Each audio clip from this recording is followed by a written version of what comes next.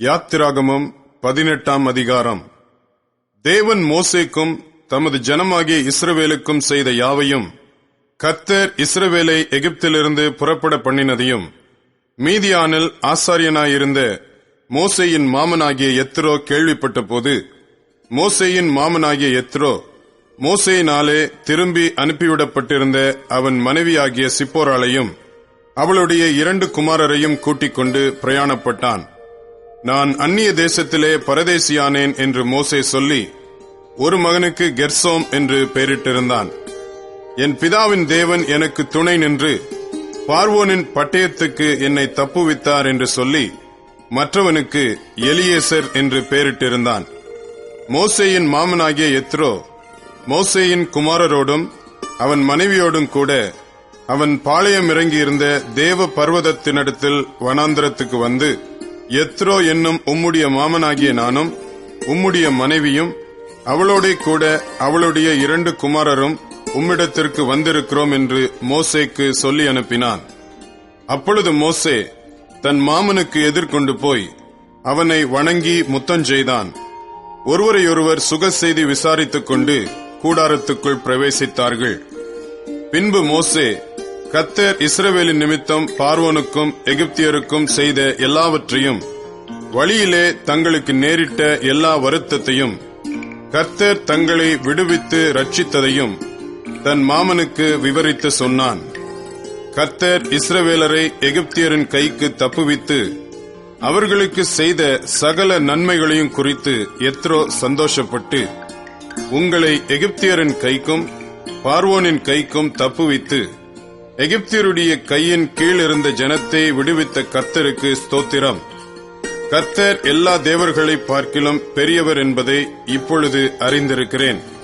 அவர்கள் இடும்பு செய்த காரியத்தில் அவர்களை மேற்கொண்டார் என்று சொல்லி, மோசேயின் மாமனாகிய எத்ரோ சர்வாங்க தகன பலியையும் மற்ற பலிகளையும் தேவனுக்கு கொண்டு வந்து செலுத்தினான். பின்பு ஆரோனும் இஸ்ரவேல் மூப்பர் அனைவரும் வந்து மோசேயின் மாமனுடனே தேவ சமூகத்தில் போஜனம் பண்ணினார்கள். மறுநாள் மோசே ஜனங்களை நியாயம் விசாரிக்க உட்கார்ந்தான்.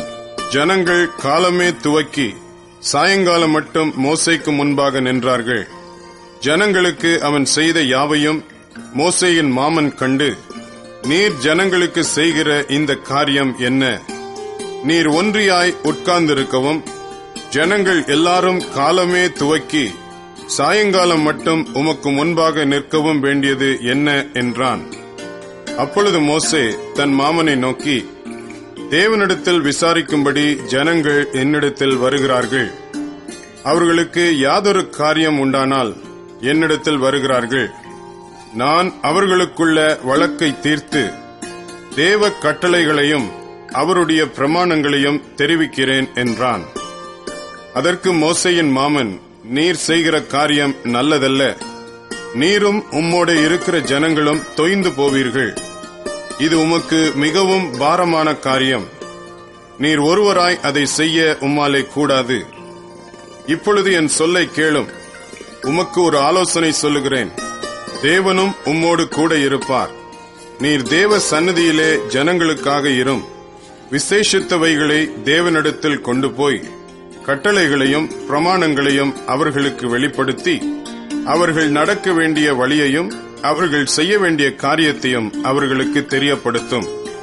ஜனங்கள் எல்லாருக்குள்ளும் தேவனுக்கு பயந்தவர்களும் உண்மையுள்ளவர்களும் பொருளாசையை வெறுக்கிறவர்களுமான திறமையுள்ள மனிதரை தெரிந்து கொண்டு அவர்களை 1000 பேருக்கு அதிபதிகளாகவும் 100 பேருக்கு அதிபதிகளாகவும் 50 பேருக்கு அதிபதிகளாகவும் 10 பேருக்கு அதிபதிகளாகவும் ஏற்படுத்தும்.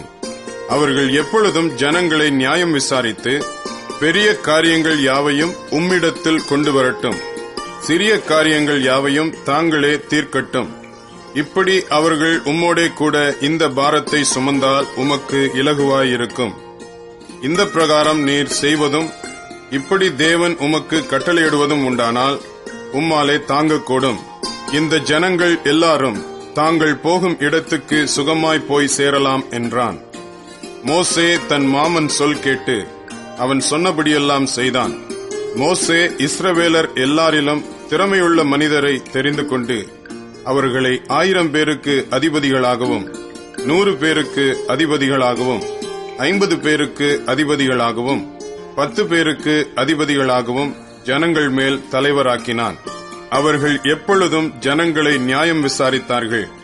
வருத்தமான காரியங்களை மாத்திரம் மோசேயினிடத்தில் கொண்டு வந்தார்கள். சிறிய காரியங்களை எல்லாம் தாங்களே தீர்த்தார்கள். பின்பு மோசே தன் மாமனை அனுப்பிவிட்டான். அவன் திரும்ப தன் தேசத்துக்கு போய்விட்டான்.